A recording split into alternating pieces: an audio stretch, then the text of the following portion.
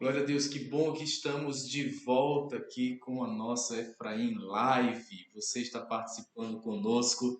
Venha na presença do Senhor, venha receber a presença do Senhor nesse estudo especial da Palavra de Deus, onde vamos tratar aqui sobre ser servos, né? E vai ser uma bênção para a sua vida, tenho certeza que Deus vai abrir os céus sobre o seu entendimento e você vai ver particularidades específicas da palavra do Senhor. Eu te peço a abrir no Evangelho que o Senhor Jesus nos entregou, né, escrito pelo apóstolo Marcos. Então você pode abrir aí em Marcos, nós vamos para o capítulo 10 de Marcos e vamos ler um trecho importante que vai trazer para a gente um entendimento do que o Senhor Jesus quer para as nossas vidas, particularmente no dia de hoje. Eu quero te convidar aí a abrir em Marcos, no capítulo 10, o versículo 42. Eu vou ler junto com você aqui conforme está na minha versão. Mas Jesus, chamando-os para junto de si, disse-lhes: Sabeis que os que são considerados governadores dos povos têm-nos sob seu domínio, e sobre eles os seus maiorais exercem autoridade. Mas entre vós não é assim. Pelo contrário, quem quiser tornar-se grande entre vós, será esse o que vos sirva. E quem quiser ser o primeiro entre vós, será servo de todos. Pois o próprio Filho do Homem não veio para ser servido, mas para servir e dar a sua vida em resgate por muitos. Essa aqui é a versão que tenho da palavra de Deus aqui disponível para mim.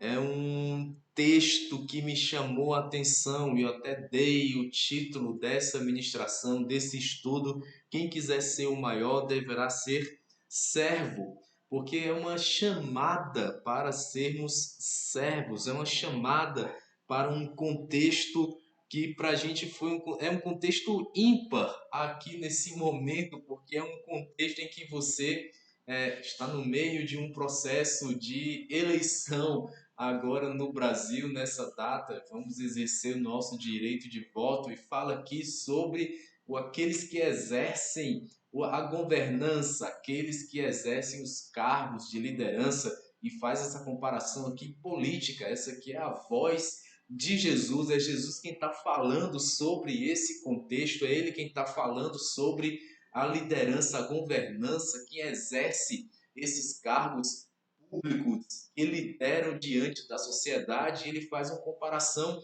e traz uma realidade, faz um paralelo em relação ao reino de Deus. Então ele traz um entendimento daqueles que lideram na política e faz um paralelo sobre aqueles que deveriam ser então os maiorais em relação ao reino de Deus. É um tempo sim de liderança política, é um tempo sim de governo dos povos, né? Aqueles que lideram a sociedade. Nós sabemos que é uma campanha. Quem faz parte desse meio político, ninguém se lança na política sem entender o que é uma campanha. Então, as pessoas que vão para esse meio, não podemos garantir que todos têm uma inclinação para caminhar por princípios bíblicos. Alguns se demonstram, depois de algumas investigações, que fogem, né, andam longe dos princípios bíblicos, mas em época de campanha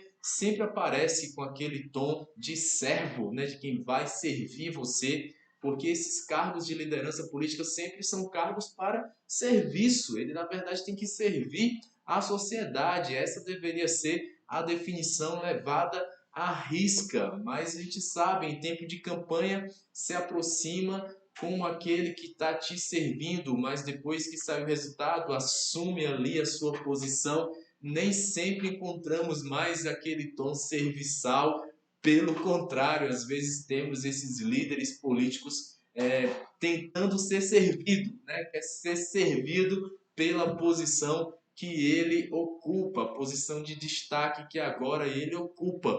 E é batendo de frente com esse tipo de coisa que Jesus vem trazendo um conceito, né? Um conceito de serviçal que tem que ser comparado. O conceito político com o conceito que agora nós temos é um conceito da realidade do reino. É um conceito em comparação ao reino. É o conceito do reino em destaque. Não é o mesmo valor. Aqueles que mudam drasticamente da época da campanha para depois que assume o seu cargo público, esse aí já tem uma mudança da realidade. Ele não é assim entre vós. Entre vocês que fazem parte do reino, não deve ter essa mudança. Entre vocês que fazem parte do reino, a postura deve ser diferente. Essa briga para saber quem é o maioral dentro do reino não deve existir entre aqueles que são do reino. Antes, aquele que queria ser o maior, que se reduza e seja o servo. E ele ainda se põe como um exemplo, né? Ele traz um ensino de um princípio que é um ensino nobre, é um ensino até simples, mas confronta, né? Vai para um embate frontal em relação a uma argumentação muito complexa. E a gente está só introduzindo aqui o conceito, mas só em falar de eleições, de cargos políticos, desses posicionamentos de liderança pública, você já entende todo o contexto e sabe como foi um pouco difícil aqui de trazer a realidade, mas Jesus, num paralelo simples, num paralelo direto, ele já traz um princípio muito nobre daquele que tem um coração que é servo. É muito difícil a gente tentar generalizar esse tipo de coisa, mas o conceito de uma pessoa que engaja na política, ela acaba entrando debaixo de um conceito que já está mais do que generalizado, que é aquele que quer ser servido pelo cargo que ocupa. Deus abençoe a nossa nação para que tenhamos cada vez mais políticos que tenham essa mentalidade ao se ingressar na carreira política, que se mantenha com um coração de servo, que queira realmente servir na posição que vai ocupar. Mas de onde surgiu esse contexto para Jesus ensinar essa profundeza de princípio? Onde surgiu essa conversa para que concluísse com Jesus ensinando um paralelo, inclusive, com governança política? Surgiu, se você der uma lida no início do texto, surgiu com uma solicitação, surgiu com um pedido. Essa discussão foi inserida nessas páginas da Bíblia por uma solicitação de dois discípulos. Essa história é contada tanto no Evangelho escrito pelo apóstolo Mateus, como também no Evangelho escrito por Marcos. E em Mateus nós temos a figura da mãe de João e de Tiago, ela quem se apresenta na descrição de Mateus, trazendo uma solicitação, trazendo uma petição que o Senhor considerasse que os dois filhos dela sentassem um à sua esquerda e outro à sua direita, né? Trazendo ali uma honraria para a família. Já apóstolo Marcos, que esse trecho que a gente já mostrou, ele traz a ideia de que foram os próprios João e o próprio Tiago quem trouxeram a ideia de que gostariam que o Senhor garantisse ali mesmo, naquele momento, que quem sentaria à sua direita, quem sentaria à sua esquerda, seriam eles dois. Então o contexto familiar está exposto aí. Tanto a mãe deles dois viriam e trouxe a ideia, ou então a ideia original já partiu deles dois.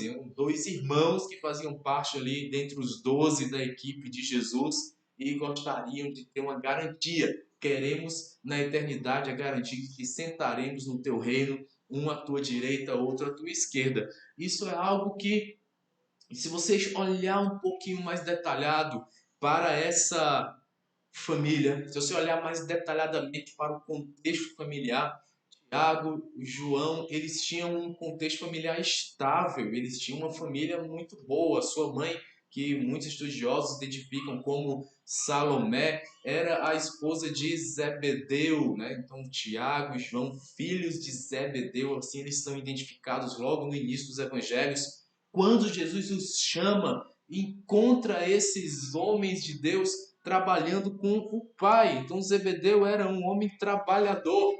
No texto que encontramos em Mateus capítulo 4, a partir do versículo 21, olha só o que temos. Passando adiante, viu outros dois irmãos, Tiago, filho de Zebedeu, e João, seu irmão, que estavam no barco em companhia de seu pai, consertando as redes, e chamou-os. Então eles, no mesmo instante, deixando o barco e seu pai, o seguiram. Então Jesus encontrou Tiago, encontrou João, no contexto de trabalho com Zebedeu. A gente sabe que também Zebedeu e seus filhos trabalhando nas pescarias da vida, eles sempre foram achados no momento familiar, no momento de trabalho unido, no trabalho em conjunto. Zebedeu mantinha essa sua estratégia aí de trabalhar com os filhos, de trabalhar em família, mas ele também tinha empregados. Você vai ver isso em outros trechos da Bíblia. Então era uma família próspera no ramo ali da pescaria. Imagino ali uma empresa, né? Então Zebedeu era o empreendedor da família, mas já colocava ali os seus filhos para trabalharem também no negócio familiar. Imagine então esse contexto hoje em dia. A gente tem algumas dificuldades para empresários, para empreendimentos no Brasil, mas aqueles que conseguem empreender e avançar na sua empresa são heróis, né, diante dos mercados e das dificuldades que se levanta. É um verdadeiro herói. E você tem que fazer um treinamento ali com a sua descendência, com a próxima geração que vai herdar aquilo que você construiu. Há até algumas pesquisas que são feitas que falam que a próxima geração costuma destruir a empresa quando não é bem preparada, consegue colocar ali a perder todo o império que talvez o pai construiu. Uma empresa familiar que dura muito tem que ser uma empresa que foi bem trabalhada a transição de uma geração para outra, porque o mercado pode mudar, as transições que acontecem de legalização na legislação, elas mudam, elas vão se atualizando, e a empresa também deve acompanhar isso. E por vezes a gente encontra essa dificuldade na transição de uma geração para outra. O pai que não sabe cuidar bem do filho e às vezes nem sabe cuidar bem da transição da geração, nem é excelente no cuidado dentro de casa, nem é excelente no cuidado profissional, e acaba aí por arruinar um negócio. Mas Zebedeu já trouxe os filhos para dentro da empresa, já sabia ali conduzir os meninos de como seria a condução da sua empresa ali de pescaria. E é uma posição que você vê uma honraria. Você entende que alguns homens de negócios fazem esse treinamento, os filhos começam como estagiário na empresa, mas não passam muito tempo lá, conhecem o andamento da empresa, conhecem como a empresa é costurada, né? Como são as costuras internas da empresa, como se administra o negócio, mas logo são colocados numa posição de diretoria para aprender a manejar a administração do negócio, como aprender a conduzir o negócio junto do pai. E assim me parece que era esse momento, estava aparecendo ali uma posição de honraria. Então você imagina trabalhar com o filho do dono da empresa.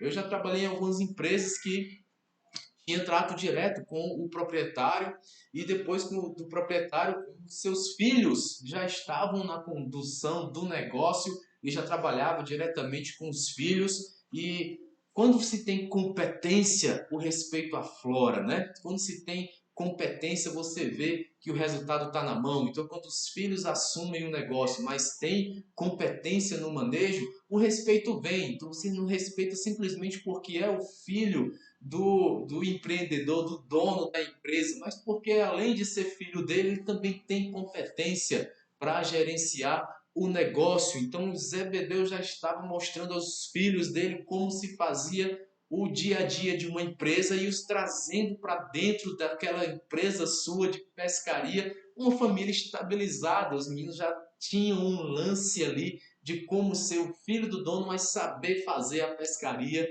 que era o ramo inicial da empresa. Isso fala muito sobre esse contexto familiar. Isso fala muito porque os filhos de Zebedeu tinham uma honraria em trabalhar com o pai, mas na chamada que Jesus os fez, no convite que foi lançado para eles, eles atenderam rapidamente.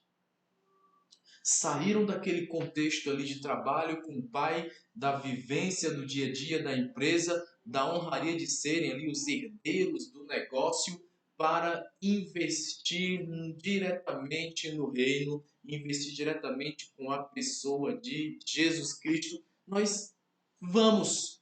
Largaram imediatamente e foram. Então há uma transição aí do momento de honraria. Imagine que são dois filhos do dono daquela empresa e eles estavam sentados, um à sua direita, outro à sua esquerda.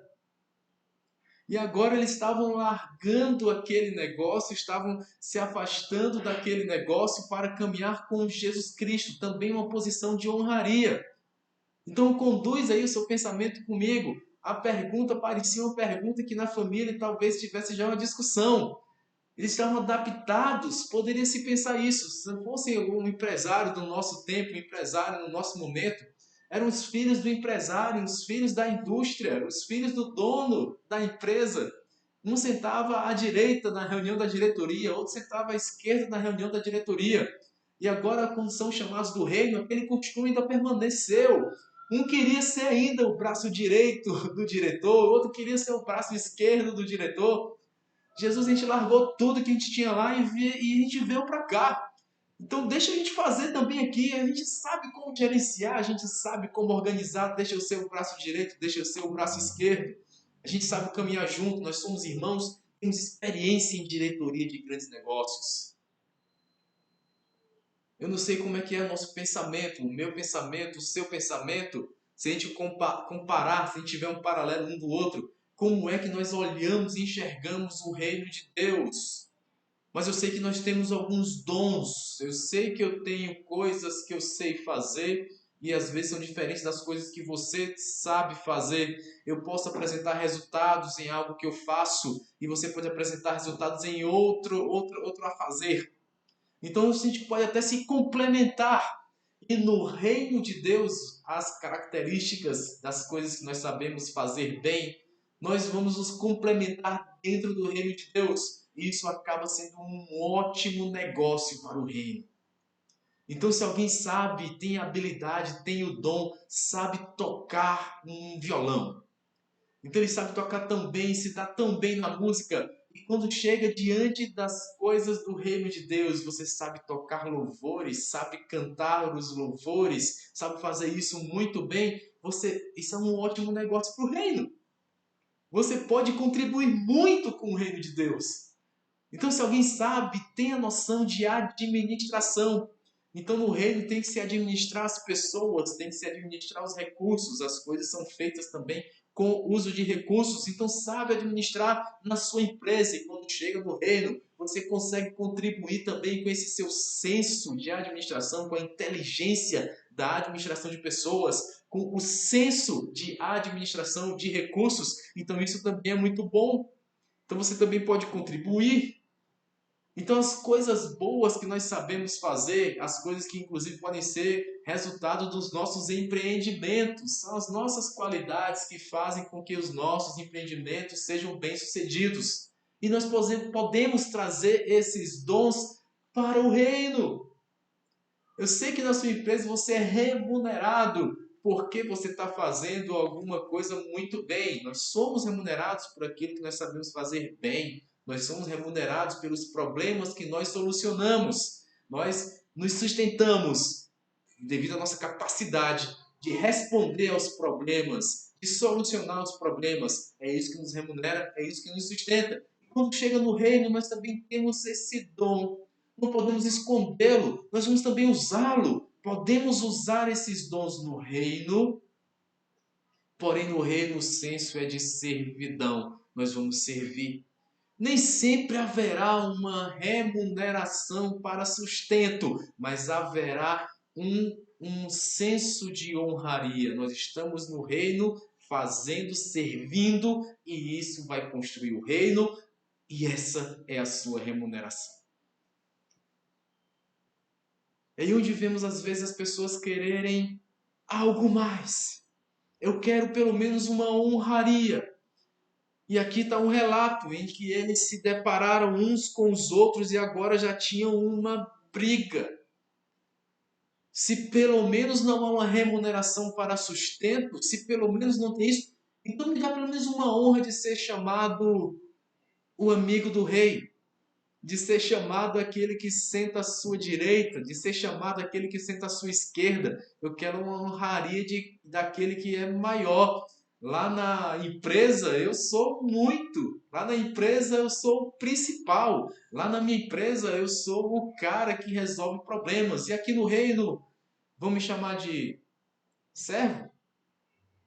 Deixa pelo menos eu sentar à direita. Porque no meio dos nossos governantes, sempre quando é disparada uma investigação, a gente vê que tem os caras que são chamados então de amigos do rei. Aqueles que conheceram o político, aqueles que o elegeram e agora têm de receber algo em troca. Então me dá algo em troca, já que eu fiz algo por você. E aí onde a gente entra naquele meio chamado de politicagem. Né? Porque a politicagem é assim. E olha que tratar esse paralelo com a política é o normal de hoje, porque tudo hoje o assunto se torna política. Tudo que se vai fazer, a política está envolvida. Tudo que se vai querer empreender, a política está envolvida. Então você não. É o assunto do momento. Se você entrar em alguma rede social, fartamente você vai ver material sobre política. Se for atrás de noticiário, o que vai vender jornal hoje é política. O que vai falar o que vai dar ibope é política. O que vai chamar a atenção das pessoas é política. Todo assunto vai ser transformado em política. Por isso que hoje há até uma luta para que se você se enquadre nas coisas que são politicamente corretas. Mas me diga, quem define o que é politicamente correto e o que é politicamente incorreto? Então todo mundo quer dominar a arte da política. Todo mundo quer trazer as coisas no ramo da política. Todo mundo quer traduzir o dia a dia no ramo da política. Eu estou aqui levantando para você princípios, princípios eternos. Princípios eternos deveriam comandar a lógica da política, mas eu e você nós sabemos, na sociedade que vivemos hoje, às vezes isso aí não bate, às vezes não dá encaixe, às vezes não dá match, né? Às vezes não se coaduna, não anda junto o que é princípio eterno e o que a política define para você viver. Por isso é tão importante que no seu voto você mentalize, você se conscientize se aquele que você está elegendo está alinhado com princípios eternos, porque ele vai definir a política na qual você vai viver. É por isso que às vezes enfrentamos tanta adversidade no ramo da política, porque a política se distanciou por muito dos princípios que são eternos. Me deixa sentar do teu lado, já que eu sou amigo daquele que está governando. E foi nesse contexto que Jesus se aproximou, que Jesus se evidenciou e foi ensinar princípios. Primeiro, com uma resposta muito nobre. Jesus, diante desse conceito, deixa-me apresentar então por honra, causou até um alvoroço nos demais apóstolos. Eles começaram então a perguntar um ao outro por que eles dois têm essa honra e nós não? Porque todo mundo aqui é servo, todo mundo aqui está servindo, todo mundo pegou aí os seus dons e foi servir gratuitamente. Então agora como é que a gente vai fazer? Jesus primeiro fez uma tática, fez uma resposta por meio de uma outra pergunta. E essa tática é uma tática muito linda, o versículo 38. Não sabeis o que pedis. E aí ele lança a pergunta. Sentar à direita, sentar à esquerda. Vocês não sabem o que estão pedindo. Mas vamos lá. Podeis vós beber o cálice que eu vou beber? Podeis vós participar do batismo no qual serei batizado? Lançou uma pergunta. A resposta nobre de Jesus foi lançar uma pergunta no coração deles dois. Na hora eu imagino, os dois pensaram que era um teste. Bem, se a gente responder bem a essa pergunta, se a gente der uma boa resposta aqui, a gente ganha as cadeiras. Uma à direita, outra à esquerda. Então nesse teste a gente tem que responder bem. Vocês podem vir comigo? Sim! A resposta evidenciada foi positiva? Claro que nós podemos. Ele já tinha dado um aviso antes, vocês não sabem o que estão pedindo. Vocês não têm noção do que estão clamando. Tem certeza que querem sentar à minha direita e à minha esquerda, não sabem o que está fazendo. Vocês podem participar do cálice, podem participar do batismo, o que está determinado para mim. E ele, sim, claro que podemos. Essa tática de responder com perguntas, essa tática de chamar ao pensamento, é uma tática de construção de raciocínio, é uma tática até filosófica, é uma tática que você vai encontrar nos discursos platônicos, aqueles que falam sobre a estratégia de Sócrates para gerar conhecimento, para gerar sabedoria. Ele fazia perguntas. As perguntas vão instigando você nas respostas a construir um pensamento em conjunto e dali extrair o que seria o conhecimento, no caso lá de Sócrates, o que seria a sabedoria. E nessa pergunta de Jesus, você já vê ele tentando chamar, ele tentando puxar qual é o entendimento de vocês daquilo que nós estamos fazendo no reino.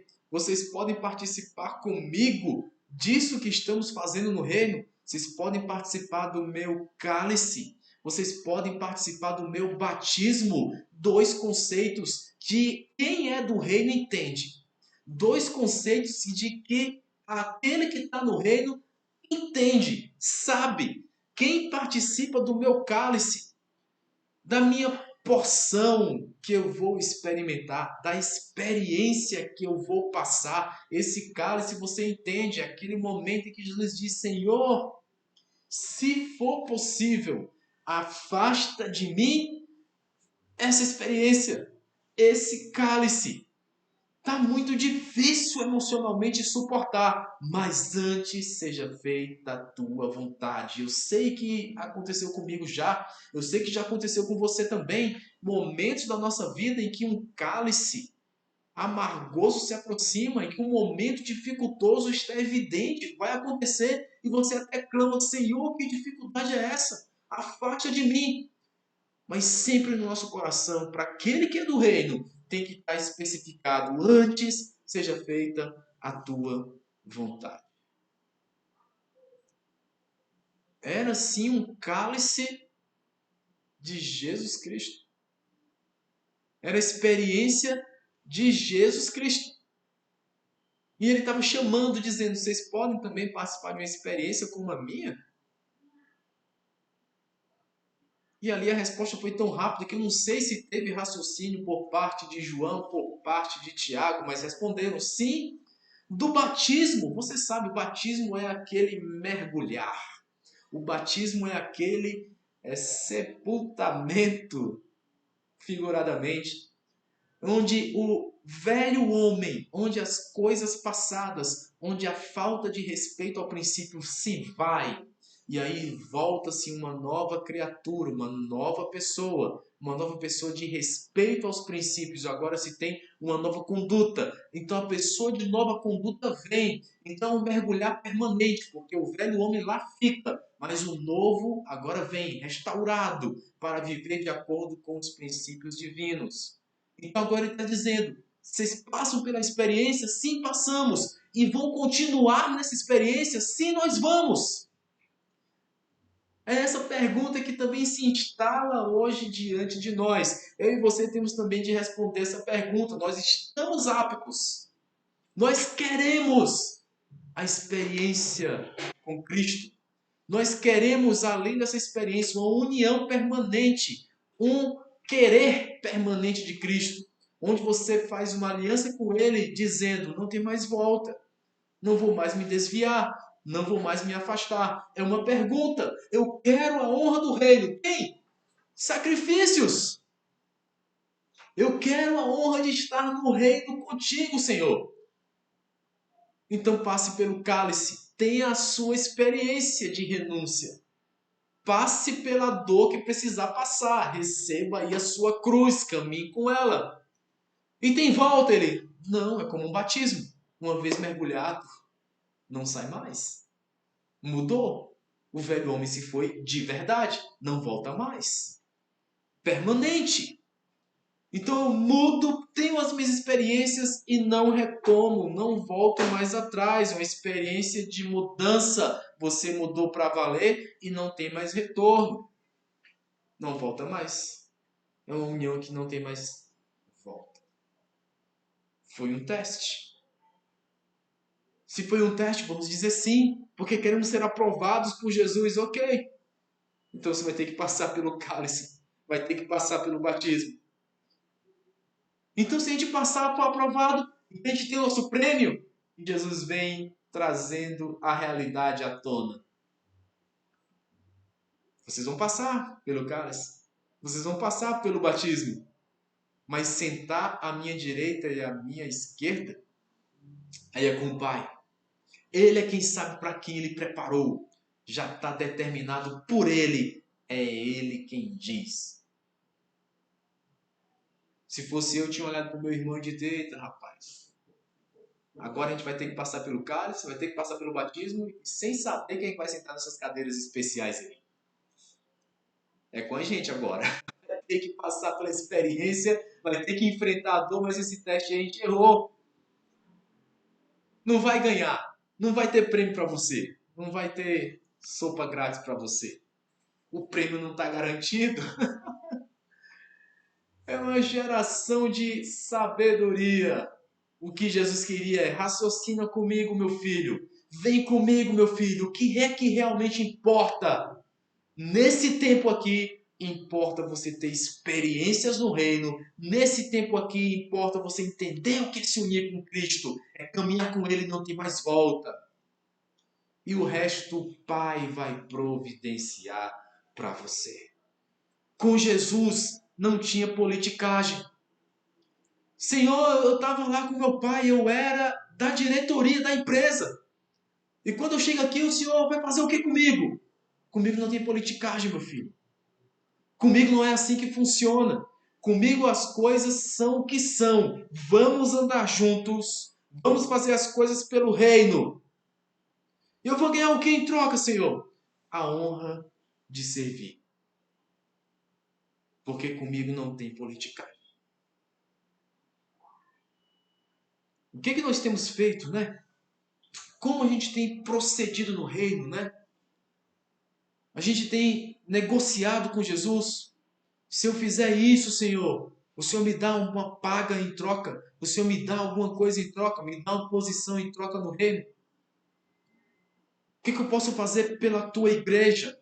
Então eu faço alguma coisa na igreja e aí o Senhor me dá um retorno. O Senhor me prospera. O Senhor me coloca num cargo de liderança na igreja. É assim que funciona? Jesus pergunta: pode passar pelo batismo? Você pode passar pelo meu cálice? Então vem para o reino. E o Pai já determinou tudo. Porque politicagem com Jesus não tem. Alguns conceitos nós vamos desenvolvendo no mundo, tentando tirar vantagem das situações, tentando tirar vantagem das obrigações, do dia a dia do reino, das negociações do dia a dia da sociedade. E quando nos deparamos diante do reino de Deus, nós queremos trazer a mesma mentalidade. É o inverso. A tua mentalidade do reino que você leve para a sociedade. A mentalidade do reino é: sirva. Quer alguém ser o maior entre vocês? Então vai lá e serve. Então vai lá e faz isso. Traz essa mentalidade. Alguém quer ser o grande na sociedade? Então serve a sociedade. Porque no fundo o que a sociedade mais quer é alguém que a sirva. É assim que eles vão olhar e dizer, tem valor. Está servindo a sociedade, não a si mesmo. As pessoas têm isso dentro delas. Elas querem isso dentro delas. Uma entrevista rápida, você vai perceber. Perguntar às pessoas que você mais admira. Não é raro alguém dizer, a minha mãe, porque foi quem serviu, foi quem cuidou, quem amamentou, quem cuidou na infância, trouxe ali do nascimento até a juventude, quando você achou que podia mandar no mundo e aí deu as costas para sua mãe. Mas é ela quem te serviu esse tempo todo. E aí não é raro a gente ter uma resposta como essa. Ah, admirável, a minha mãe me serviu muito. Chega um tempo então que você tem que servi-la também. É a honraria, serviu muito.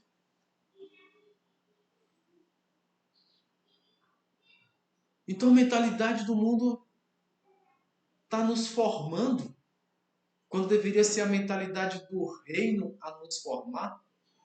Quem serve a quem? Quem é o maior entre nós? Se é o jogo da politicagem que faz com que a gente cresça ou a mentalidade do serviço que faz com que a gente cresça? Você tem que pesar na sua balança da sua vida e dizer o que é que vale mais para você.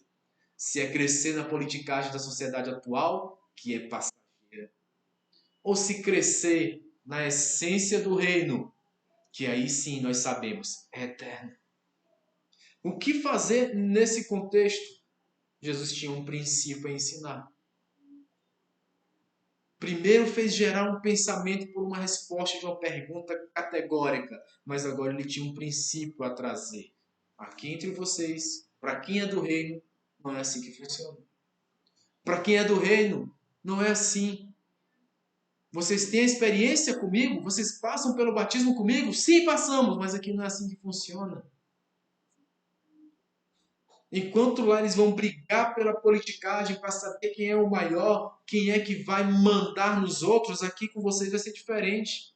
Aquele que quiser ser o primeiro, esse aí que sirva aos demais. Aquele que quer estar em destaque, ele sirva aos demais. Aqui com vocês, as coisas são diferentes. São diferentes. Vocês não estavam sabendo o que estavam pedindo, mas eu trouxe a vocês o entendimento. Com vocês será diferente. Não é assim entre vocês. Com vocês as coisas mudam. Aquele que quer ser o maior, então vai ser o servo de todos. Não dá para se apoiar nas crenças distorcidas humanas. Antes você tem que se apoiar na honra do reino. Não dá para esperar uma paga pelo serviço para você então fazer. Você não recebe esse salário do reino, não recebo os salários do Senhor, então eu não posso fazer mais nada, então eu não vou mais servir. Não, você serve porque para você o valor mudou. É o valor de honra. Sabe fazer alguma coisa no reino, então vai lá e faz. Eu espero algum salário por isso. Tem gente que sabe mexer em artes, né? Sabe fazer artes, sabe fazer arte para redes sociais, sabe fazer as artes para Instagram, sabe fazer tudo isso aí. Se montar uma empresa, vai ganhar dinheiro fazendo aí marketing digital. E aí chega na igreja e não ajuda. Pastor, deixa que eu posso fazer as artes agora, o marketing digital da igreja é o meu serviço a Deus. Nem vou cobrar, vai ser a minha oferta. Isso aí eu sei fazer, então vou fazer para o reino. Isso é serviço. Isso é servir a Jesus sem ter essa mentalidade corrompida de que eu tenho que fazer uma politicagem e ver se eu ganho alguma coisa, ver se eu sou esse amigo do governante. Quer ser recompensado por isso? Quer algum ganho por isso? Quer estar em destaque porque tem isso? Aí Jesus traz o princípio: nem o filho do homem veio para ser servido. Antes, ele veio para servir. O Filho do Homem não veio para ser servido. Ele veio para servir. Jesus aplicou um princípio mostrando o exemplo, mostrando a ele mesmo como exemplo. Foi um confronto muito forte. É como se perguntasse ali naquela reunião: quem de vocês aqui é mais amigo do rei do que eu? Mas eu não vim para ser servido por vocês. Eu vim para servir. Eu lembro de João capítulo 13, e há a descrição de um cenário onde Jesus surpreendeu os apóstolos. Ele foi lavar os pés dos apóstolos. É um cenário que você já ouviu, que você já leu, que você já estudou. Muitos pregadores têm muitas pregações profundas sobre aquele momento de lavar os pés, uma lição de humildade que Jesus faz com os apóstolos. O apóstolo Pedro até se espantou: não, não vai me lavar, vou lavar. Tem que lavar os pés. Então, lavar ali os pés para ele foi algo de ensino, onde ele dizia que ele veio para servir, onde o mestre vai lá e lava os pés dos discípulos e depois ensina: vocês devem lavar os pés uns aos outros. Tem que servir um para com o outro. Não tenha discussão entre vocês quem é o maior ou quem é o menor. E no versículo 17 de João capítulo 13, ele deixa transparente: ora, sobre humildade, ele diz: sabeis estas coisas, porém, bem-aventurados vocês são quando as praticardes. Porque se a gente for fazer um discurso sobre humildade, raramente você vai achar uma pessoa que não entenda nada sobre isso. As pessoas sabem o que é ser humilde, sabem sim. Falar sobre humildade, todo mundo vai falar. Sim, é humilde, eu sei. Inclusive, eu sou humilde. Eles vão dizer sobre humildade, tem livros ensinando isso em disciplinas de administração, tem empresários que escrevem sobre isso para a conduta dentro de uma empresa, tem gente no ramo empresarial que dá palestras sobre empresários e as suas humildades para que ele não perca a linha e acabe arruinando todo o seu negócio. Tem gente que fala muito sobre humildade, a Bíblia também é uma fonte dizendo sobre humildade. Jesus diz que ele está sabendo daquilo ali. Ele fez aquele ato, lavou os pés e disse: vocês sabem o que eu estou fazendo aqui, vocês sabem o que é isso aqui, vocês entendem o que é isso aqui, mas bem-aventurado, feliz é aquele que pratica. Só saber não vai adiantar. Bem-aventurado é aquele que pratica. É uma reflexão para nós hoje. É um entendimento para mim, é um entendimento para você. Sabe sobre muita coisa? Está praticando? Sabe sobre muita coisa? Está fazendo? Sabe sobre humildade, mas faz? Ele tinha acabado de fazer. Ele tinha se dobrado diante dos apóstolos, lavado seus pés e enxugado. Ele tinha acabado de praticar. Então ele podia ensinar, dizendo: vocês sabem, agora está na hora de praticar. Agora está na hora de fazer. Mas fazer isso, esse servir, fazer esse serviço a troco de quê?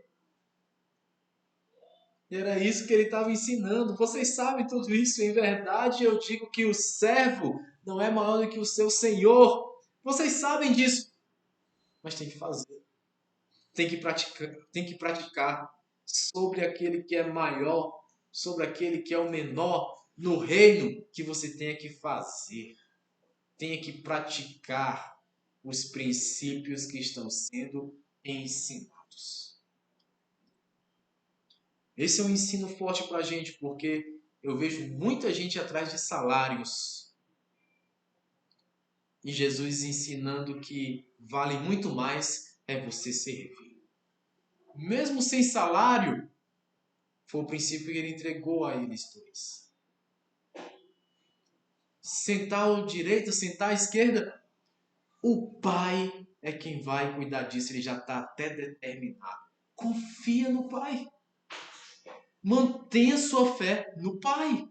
Ele sabe, já está determinado. Eu vou fazer sem salário. Como que vai ser isso? Já está determinado. O Pai já sabe, já está determinado. Se a gente for procurar muitos salários, nós podemos perder o dom que é gratuito. Era o que Jesus estava tentando entender, fazer os discípulos entender.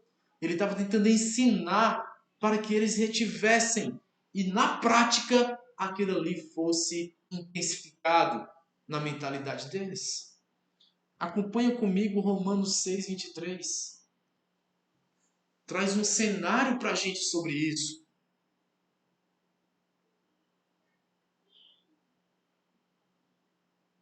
Porque o salário do pecado é a morte, mas o dom gratuito de Deus é a vida eterna em Cristo Jesus, nosso Senhor.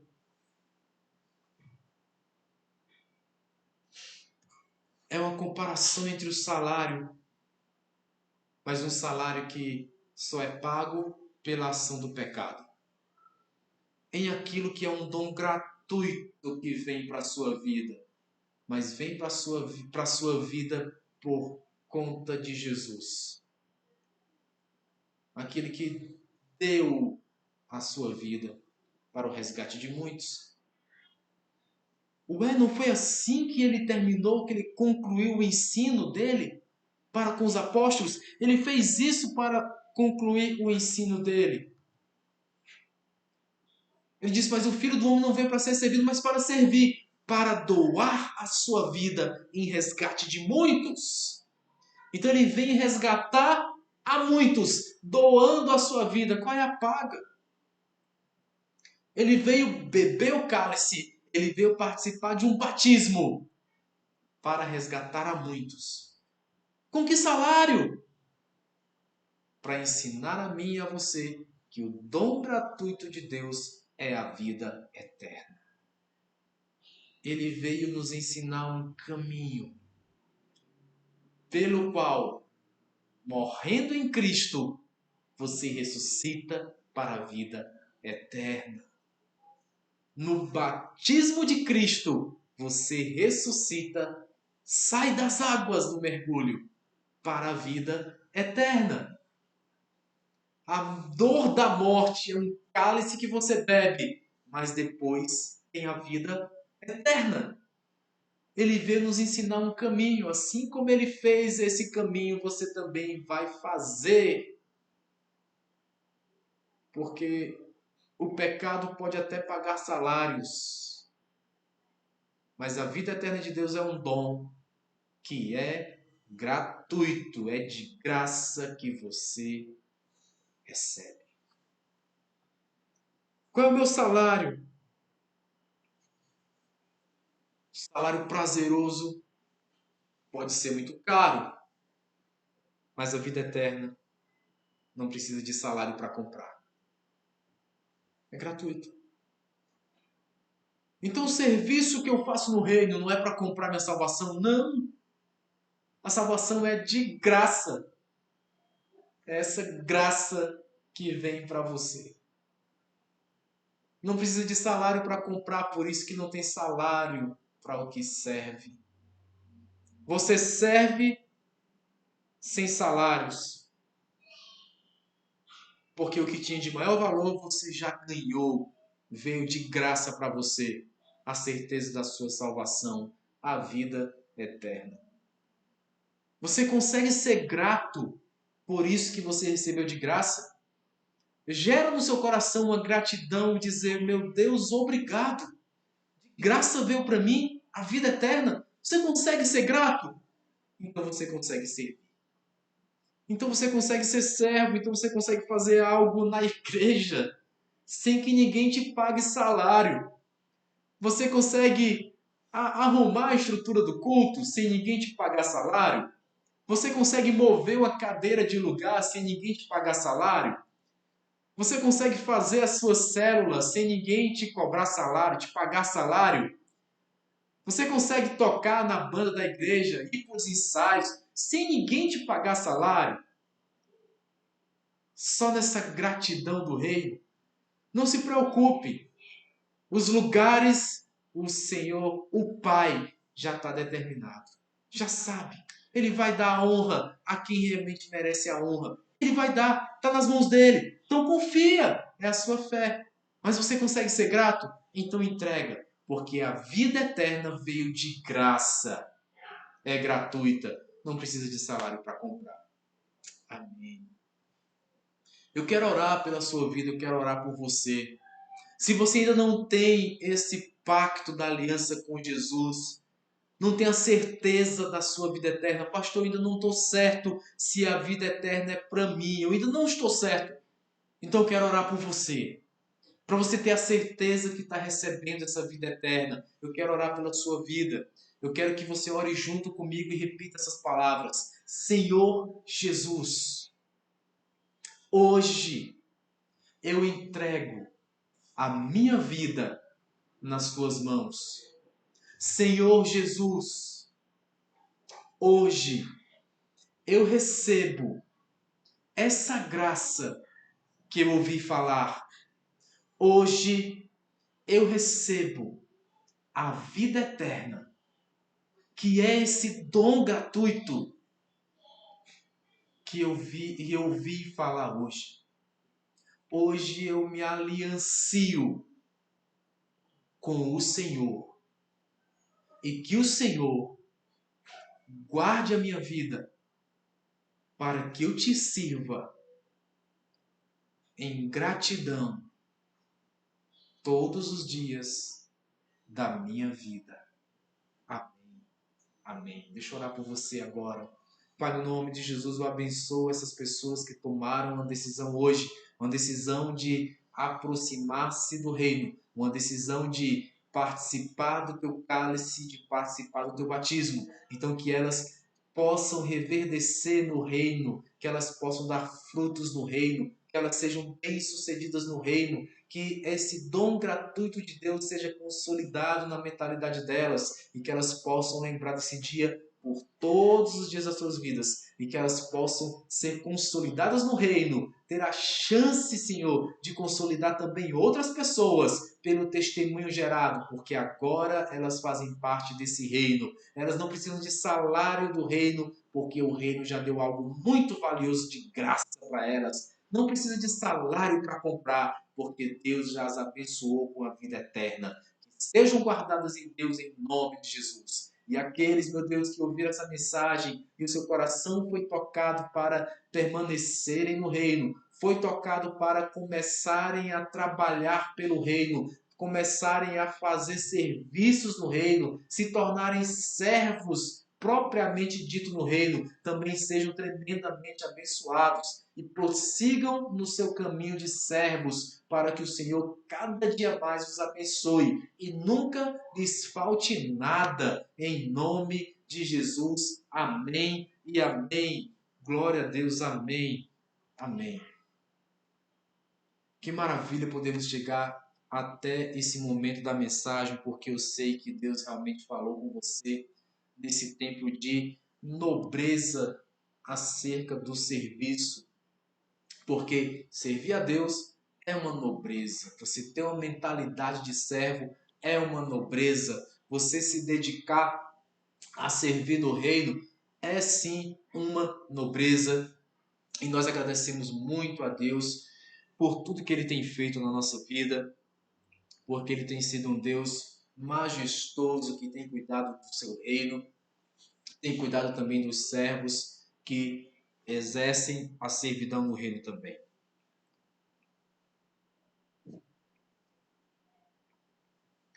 Glória a Deus. Quero te convidar também a exercer um serviço na oferta, na sua doação ao Ministério Efraim aqui em Teresina. Se você tem recebido essas mensagens, essa mensagem tem abençoado a sua vida, então você pode fazer uma doação, você pode considerar no seu coração em entregar uma oferta para o sustento desse ministério. Isso também é um ato de servir. Você serve no reino também fazendo algo em sustento desse reino, e você pode apontar a câmera do seu celular para esse QR Code que vai te levar a um app, né? A um aplicativo que você pode colocar ali a sua doação, a sua oferta para o Ministério Efraim. Se você ainda não nos segue nas redes sociais, pode entrar em contato conosco por esse nome Efraim Apostólico. Então nos procure lá, @Efraim Apostólico, nessas redes sociais. Pode nos seguir, pode nos mandar mensagem. Você que fez oração conosco hoje, gostaria de entender mais sobre o reino, gostaria de conversar mais sobre o reino de Deus, pode nos procurar nessas redes sociais, pode mandar mensagem direta, que nós teremos o prazer de entrar em contato com você, de conversar com você e ajudar a você conhecer mais sobre esse reino de Deus. Nos acompanhe então no nosso canal no YouTube e você terá sempre acesso a mais mensagens como essa no nosso canal. Sempre estaremos ali postando essas mensagens. Você pode acompanhar-nos, tá ali, sempre saber da nossa programação também ali pelas redes sociais e pelo canal no YouTube. Que o Senhor te abençoe e te guarde, resplandeça o rosto sobre ti, que o Senhor se levante para ti, tenha misericórdia de ti, te dê a paz. Amém e amém. Nos vemos na próxima Efraim Live. Deus abençoe.